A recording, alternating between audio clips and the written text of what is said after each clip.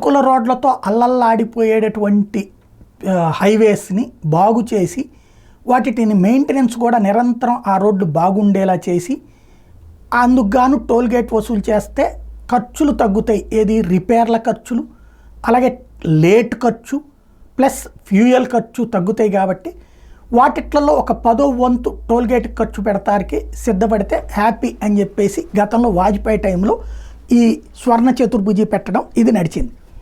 అయితే కాలక్రమంలో ఇప్పుడు హైవేల మీద మనకు పెద్ద ప్రాబ్లం లేదు. ఇప్పుడు మనకు తెలిసి వచ్చింది ఆంధ్రప్రదేశ్లో ఆర్ఎన్బి రోడ్లు. అందుకని నాటి వాజ్పేయి ఫార్ములానే ఇప్పుడు రాష్ట్ర హైవేలకి అనే పేరుతో చంద్రబాబు గారు మార్చేస్తున్నారు. అది చర్చ నడుస్తుంది.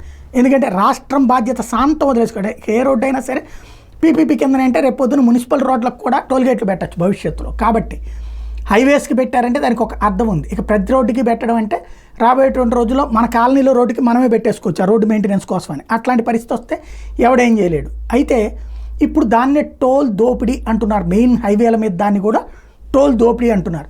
దేశవ్యాప్తంగా హయ్యెస్ట్ టోల్ గేట్ల వసూళ్లు ఉత్తరప్రదేశ్లో 6,695 కోట్లు, మహారాష్ట్రలో 5,352 కోట్లు, గుజరాత్ 4,852 కోట్లు, తమిళనాడు 4,221 కోట్లు, కర్ణాటక 4,086 కోట్లు, హర్యానా 2,930 కోట్లు, రాజస్థాన్ 2,760 కోట్లు, మధ్యప్రదేశ్ 2,632 కోట్లు, పంజాబ్ 1,843 కోట్లు, ఆంధ్రప్రదేశ్ 1,752 కోట్లు, తెలంగాణ 1,614 కోట్లు. ఇదివరకైతే ఈ రెండు కలిపితే 3,000 చిల్లర కోట్లు ఉండేది. అప్పుడు మనం ఇంకా 6వ స్థానంలో ఉండేవాళ్ళం అనుకుంటా.